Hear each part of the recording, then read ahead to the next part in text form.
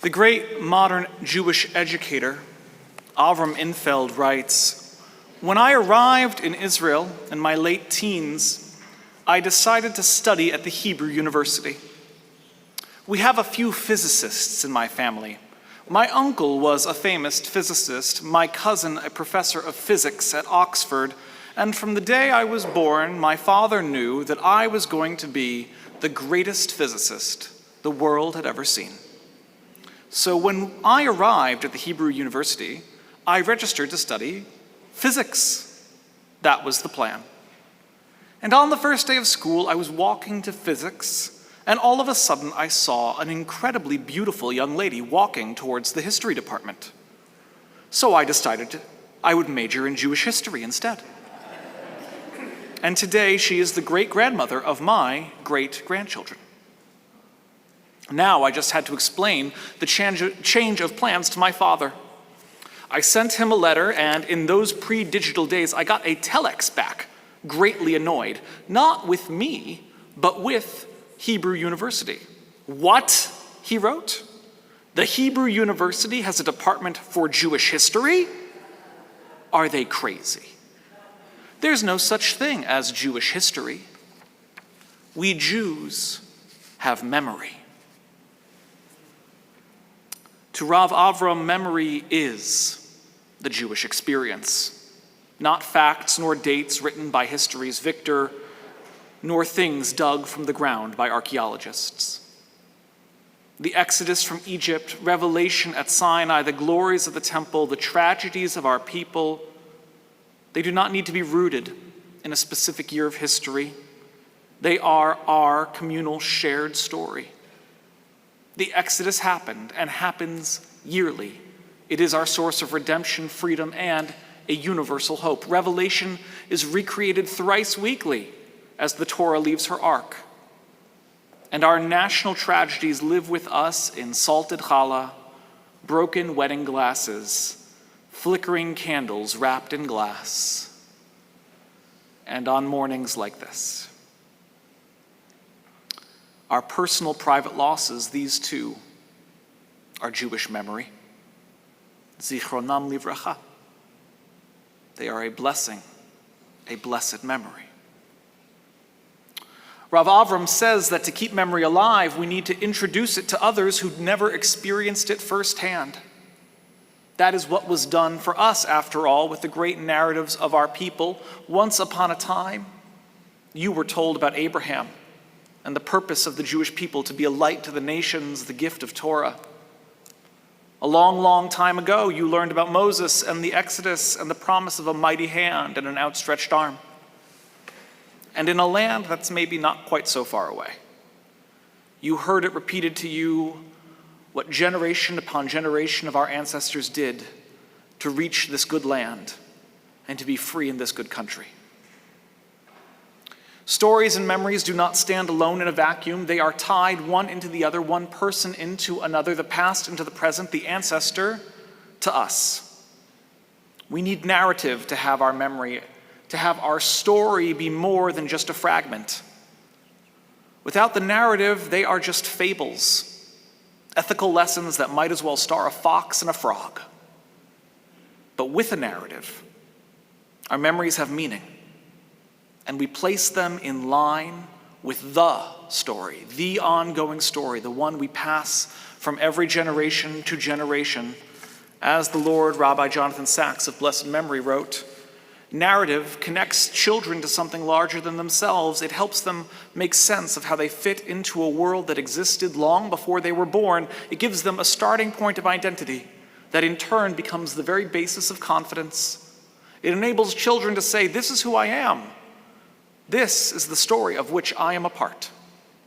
These are the people who came before me, of whose descendants I am. These are the roots of which I am the stem, reaching ever upwards towards the sun. We have our memory, personal and private, as well as Jewishly and collectively.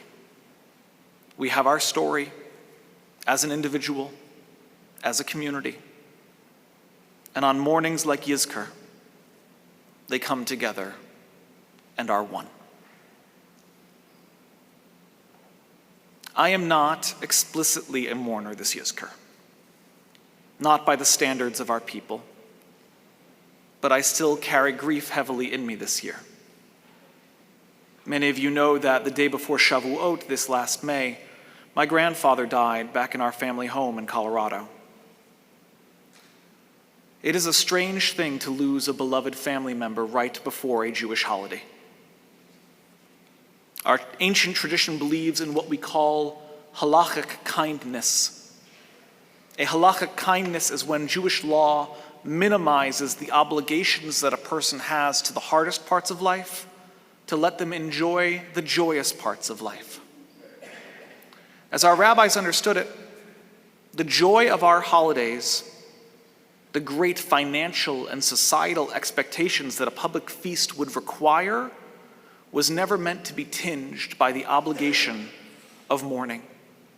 Our communal joy should never be an exclusionary moment. Oh, you mourners know, go sit over here while we all feast and sing.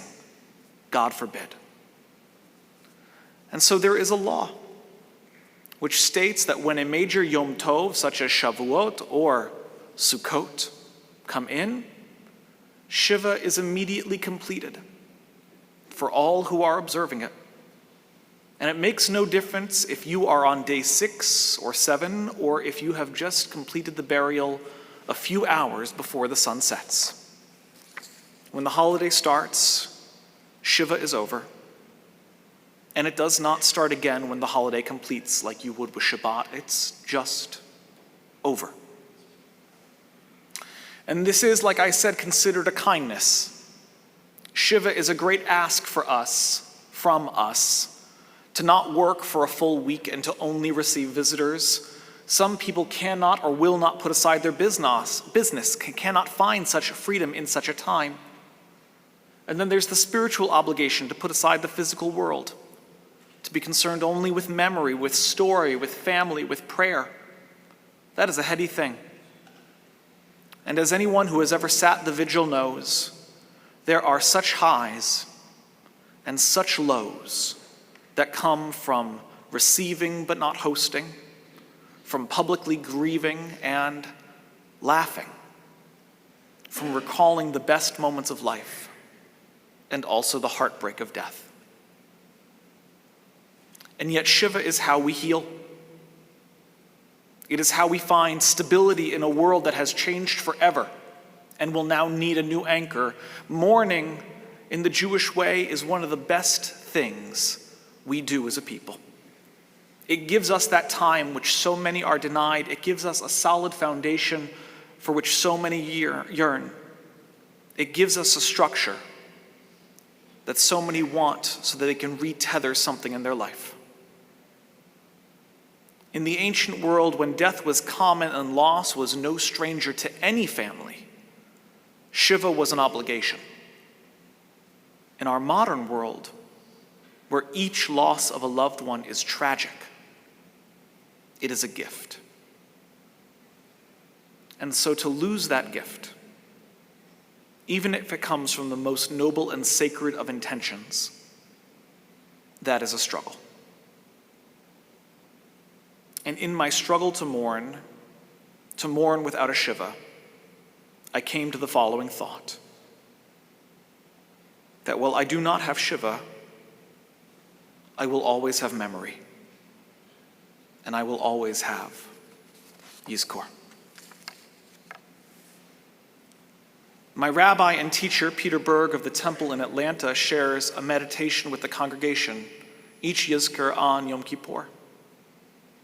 In it, he describes a beautiful meadow filled with warm sunlight and flowers, and at the middle, a pond of cool, clean water. Looking up across the other side, you see the souls of your loved ones. They are on one side of the pool and you are on the other. We long to embrace our lost loved ones, but the pool is an abyss that seems impossible to cross. But what if there was a bridge? A bridge that makes embrace possible. How wonderful it would be to cross that bridge, to have those we love move towards us, embrace us. To see the love shining in their eyes. To feel the touch of their hands, the feel of their skin, the sound of their voice. These things which now exist only in our memory, the moments which are brought to life in our souls in a whiff of days gone by, the ephemeral passing of a stray dream. What would we ask them? What would we tell them if we had the opportunity for just one more conversation? Who has grown? What news is there? What would we share? What would we mend? What gratitude could we express? Perhaps it would simply be enough to say, I miss you. I love you. The bridge is real. Yizkor is that bridge. Yizkor is far from a monologue where we mourn and feel sorry for ourselves. It is a dialogue. For at this very moment, entering into our synagogues, crossing that bridge are the souls of those who are no longer physical. This is our moment of meeting, of this world and that. Souls that are joined together forever, together in memory, together in story.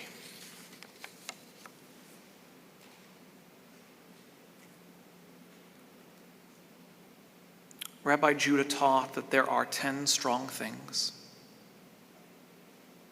Iron is strong, fire melts it. Fire is strong, water quenches it. Water is strong, the cloud consumes it. Clouds are strong, and wind blows them away. The wind is mighty, but the human body endures it. And humans are strong, yet fear casts us down. Fear is very strong, but wine can brighten it. Wine is strong, and sleep overcomes it. Sleep is strong. Death is stronger. But love survives death. Ki azah kamavet ahava. Love is as strong as death, speaks the Song of Songs. I have come to learn that to be a truth in our universe. It is not that love stops death. We know that this is not the case. Death is very strong. It overcomes wisdom and beauty. It arrives in time for every living thing. Death can undo all matters of works and accomplishments, and when death comes, we carry nothing with us. No glory, no riches. And yet I know that love is stronger. Because as Rabbi Judah teaches, love survives death. If death were stronger than love, when death came and took those whom we love, there would be no pain. We would feel no grief. Not a tear would be shed. Our love would vanish as the spark of life faded. And we know that this too is not the case. Even after death comes, we still love. We love more. We love differently. We love in new ways. Death is not so powerful. It cannot stop love even the smallest amount. And so it is too with memory. The Jews of ancient days, those who acted in our great story, who completed our great narrative, who preserved our great memory, they are gone. Sometimes even their names are gone. Their homes are gone. Their very graves are gone. And yet their memory remains. For memory is stronger than death. Together we give thanks to God. For God has given us this time for memory, and this time for love. Page 340, Yizkor.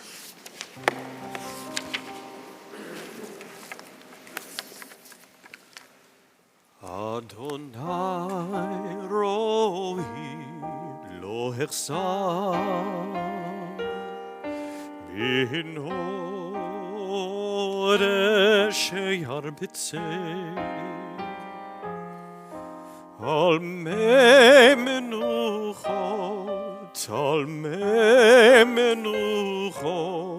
yenaleni